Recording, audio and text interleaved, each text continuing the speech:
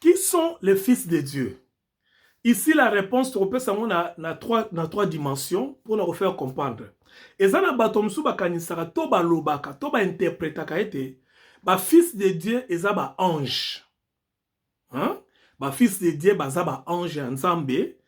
Oyo, bazalaka n'époque wana, bangonde ba sipelaka na basi, ba moni basi kitoko, ba ye na bango, bazu bango loko la basi. Hypothèse wana ezali fondée. Hein? C'est une fausse hypothèse. Vous comprenez? Et ça fondé pourquoi? Tout simplement parce que les anges n'ont pas le sexe. Bah ange bazaka na sexe te. Donc ba ko yate ba ko zwa basi pour ba comme ça bango basi na bango pe ba bando bota na bango bana. Ezali nengwana te. Dieu ne se contredit pas parce que tant ndamba kela ki motolobi ete espèce nyon se ko se multiplier selon son espèce. Or ange na moto bazana espèce moko te, bazana nature moko te. Vous comprenez? Donc banda lelo longola na l'hypothèse on qui baza ba ange. Deuxième hypothèse, je vais que bazali ba ange déchu. C'est-à-dire ba ange oyo, tant nzamba bengana ka bango na lola kuna na likolo ndenge, tokoki ko s'il faut dire comme ça, ce sont les anges qui sont venus avec Satan, bango ne ba ko kota ko bala, ba na nzambe. Non, c'est aussi faux hypothèse, on a une fausse hypothèse parce que ba ange déchu, bien qu'ils sont déchus, mais ils n'ont pas perdu leur nature des anges. Vous voyez? Et dans leur nature des anges, ils peuvent pas s'accoupler parce que bazali na ange zakara sexe en plus ange azalina na capacité te ya ko sala rapport na moto to pour pousser na moto parce que ici bazolo ba likambo ya ko bala c'est-à-dire ba fils de Dieu bazui bana ya basi ya bato ba bali bango pe ba botisi bango bana. Maintenant l'hypothèse qui est plausible, c'est-à-dire l'hypothèse qui est vraie, hein, qui est vrai par rapport aux Écritures, c'est quelle hypothèse? Pour voir que les anges n'ont pas le sexe, il faut tendre dans Matthieu chapitre 22, verset 30, tant que tout le Seigneur à propos du mariage. Le Seigneur a dit qu'au ciel, il n'y aura pas toutes ces histoires-là. Donc, Matthieu chapitre 22, verset 30, vous allez comprendre ce que le Seigneur dit. Donc voilà, les anges ne sont pas physiques. Hein? L'ataka, moto, mais baza physique ya libérate. Ange akola tanzoto nanga bimi aya lobelo lokola ngo moni ngam tu nazo lobelo meza ange. Sauf que azala nzoto lokola nga ite. Azala pouvoir yo nzamba pesi. En plus ba ange bazana mapapouté. Hein, contrairement à ce qu'on nous a montré. Ba ange bazana mapapouté. Hein? Voilà, ça c'est une autre leçon. Donc on n'a pas le temps d'en parler ici. Alors, une autre chose. Maintenant, les fils de Dieu sont qui? L'hypothèse qui est plausible, qui est acceptée par tous les savants de la Bible, tous les doctrinaires, c'est l'hypothèse selon laquelle, bah, fils de Dieu, bazali, bana o bazala ki na lignée ya bonzambe. Lignée ya bonzambe la kisi nini? La kisi ba oyo, bazali ko invoquer bazali ko invoquer nzambe. Ba oyo batikali na contact pe na relation na nzambe. Ba onde bazobe vraiment ba fils de Dieu. C'est-à-dire bato ba boaka ki nzambe te au-delà ya bozwi na bango, au-delà ya ba performance na bango, au-delà ya ba développement to pe évolution na bango, bango batikali ko boaka nzambe te. Bango nde ba bengi bango ba fils de Dieu. Donc bana mibali ya nzambe. Bango nde zali ko permettre ete bazala bato oyo batikali bakangami pe bazoumela elongo na nzambe. Bongo tango bazali komona bango na génération wana bazali ko sala différence entre bango na ba oyo baboya nzambe. Siko bango lokola balingaka nzambe mingi bazali ko benga bango nde ba fils de Dieu. Vous comprenez? Donc bana ya nzambe po bango balingaki nzambe. Bango batikala ko garder bon nzambe kati na bango pe lignée na bango e ba ko sala na kati ya bon nzambe. Alléluia. Il y a un bengi bango ba fils de Dieu. Donc qu'est-ce que nous allons dire ici? Dieu a permis que na lignée il y a 7 o ezali considérer le kola ba fils de Dieu, bana na bango ya mibali plus tard bakende ko so bana na lignée ya Caïn o bazali ki ba fille des hommes. Pour être basala ba mariage ba botana bango. Maintenant la question reste de savoir mais pourquoi Dieu a permis s'il faut dire une telle situation? C'est simple. Parce que ceux qui ont l'andarabiso depuis bandeli attentivement, au moment a été objectif et ensemble bezali kaka moko. Que batu o ba koyaki raison ko koya na bango zali pour ba découvrir nzambe autrement. Vous comprenez? Raison zali te pour te batu wana ba découvrir nzambe autrement.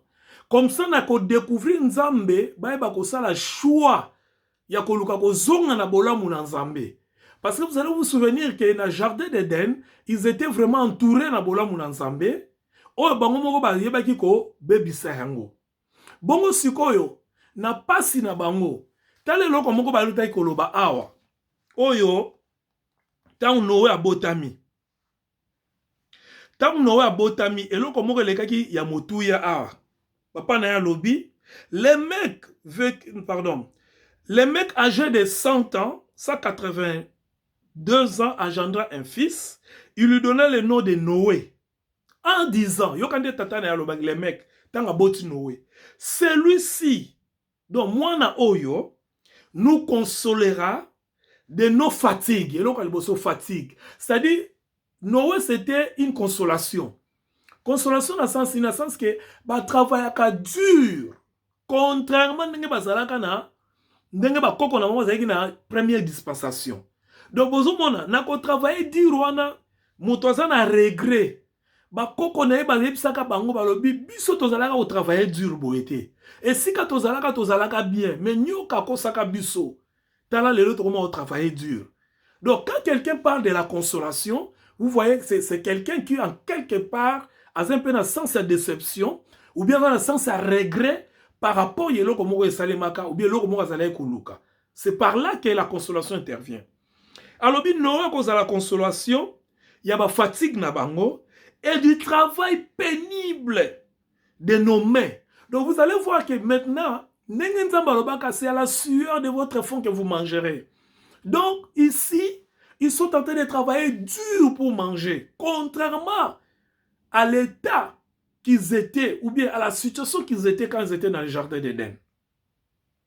Est-ce que quelqu'un me comprend?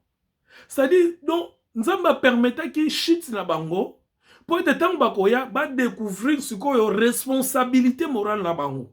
Ba comment on a conscience que, biso pena biska to uta, biso sika to zalaka boete, lelo to koma komona pasi na maboko, lelo to koma komona ba souffrance. Donc quelqu'un qui exprime ba condition oyo ezali inadéquate pour na vivre, pour na survie na ye. Cependant ça na choix il faut kaka sala parce que soka sali dur, tu as travaillé dur te. A cause apé bileité à vivre pété. Ozomo. Père ici provenant donc le travail pénible de nos mains provenant de cette terre que l'Éternel avait maudite. Donc, baza conseil que ma belle oh nzamba le quelqu'un m'a dit oui, Dieu avait maudit la terre. Parce que l'obéi que ma belle oh ko bimisa banzube. Le sol sera maudit à cause de toi. Mokili oh donc tant que la terre, ba obalanda biso dès le début ba de quoi nous parlons. Tozolo ma belle te mais tozolo ba univers na biso. À cause ya péché wana tout le monde, univers mobimba, ma belle kota la malédiction. Et bateau il faut la malédiction, il faut pas travailler dur. Voilà la raison pour l'une des raisons où il s'agit que shit na bango et il y a maintenant bango na kati ya bomoto na bango tant Noé ye balobi oya ko consoler biso. C'est-à-dire to kolonga na moi pasi auto zalaki nango. Ba moni kati na Noé, quelqu'un qui peut les aider ya kolonga na kati na pasi wana. Alléluia. Parce que bazalaki kokoka yango te. Contrairement de bakoko na wa vivaka na Eden. Donc là vous comprenez que Dieu dans son plan, azo mema biso malembe, tia comme ça biso dans le rôle à papa. Après si sagement moi na ye punition. Souvenez-vous l'Éternel châtie aussi. La Bible dit l'Éternel châtie ce qu'ils aiment. Et bien là le roi papa après si moi na ye punition. Eh bien yo lokolo sali boy. Peut-être au lieu ka na pokwa. Ou bien 2 jours na opé ça bon argent de poche. Ou bien yo non sali boy. Donc vous comprenez que papa zota la moana, zo observer moana pour moana à revenir na raison. Pour moana mona que oui a solo na sala qui papa mabe. C'est comme ça, c'est de cette façon-là que Dieu a azalé ko pousse sabato. Bazo comme ebele mais nambu bazu conscience. Ndambu bazu de bonne conscience c'était pourquoi parce que ba o ba linga ko conscience ils se sont laissés dans la séduction. Ils se sont laissés dans les plaisirs. Donc, bah se laisser na ba benga ngonini. Ba mitiki na ba biloko bango baza ko sala. Na ba performance na bango. C'est comme aujourd'hui dans l'église. C'est comme aujourd'hui dans nos communautés. C'est comme aujourd'hui na ba bisika bonzambe na biso.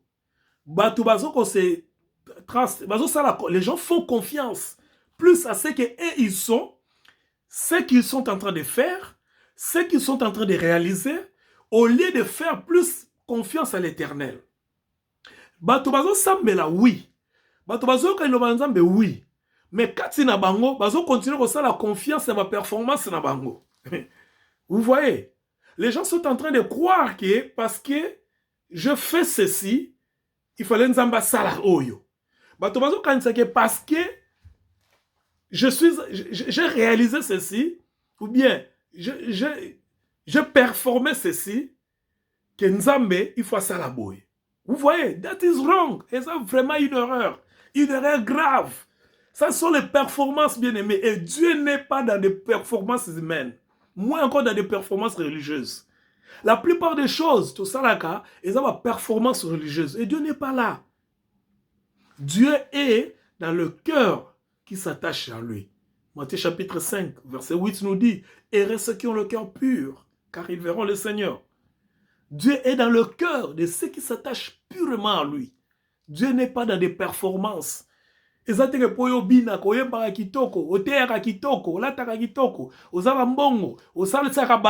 Dieu n'est pas là. Dieu est dans le cœur de celui qui a le cœur pur. Et c'est de celui-là que Dieu est en train de les regarder. Alléluia. Alors, dans la continuité alignée, qu'est-ce qui s'est passé maintenant? Ce plan-là, et c'est là qu'il peut que Nzambaza kotala. Parce que vous allez vous souvenir que Namokili Oyo, avant Moto Ayana Mabele Oyo, pour ceux qui nous suivent depuis le début, avant Moto Ayana Mabele Oyo, Satan déjà zalaka na rébellion. La rébellion n'est pas Nzambe Ayaba Kukitsa na Mabele. Bon, ni zalaka koleka. Satan zo bundisa. Satan zalaka un objectif moko la dispensation Oyo. Alanda, la postérité de la femme, pour postérité de la femme, abota, tope semence ko yako bomaye. La postérité de la femme ko nyate na moto. Et bibate, à distraire.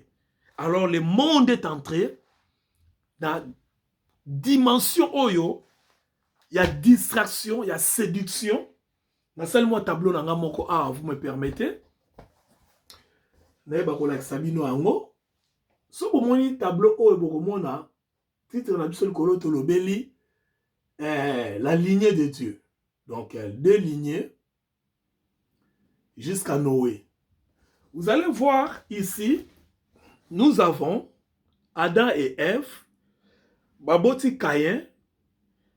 Après Caïn, Abel, Abel a koufi, Caïn a tikali, baye kobota Seth.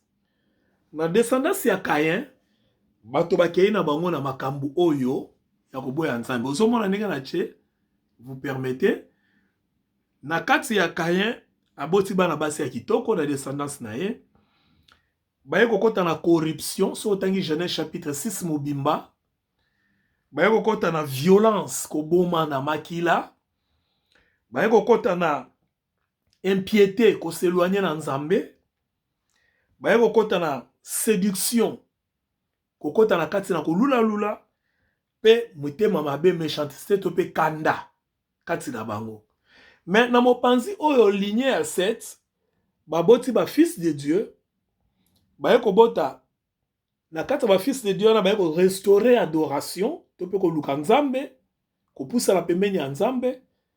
Pe na kati na bango bazalaki na ngolu parce que Bible lobi Noé a trouvé grâce. Alors,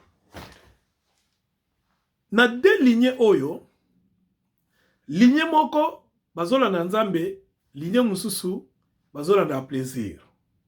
Mabe koti mingi na mokili, makamo mabe koti koyina na kobomana, séduction ainsi de suite. Si nzamba lobi ete molimo na ko vanda so pa na motote, il faut na boma mokili oyo.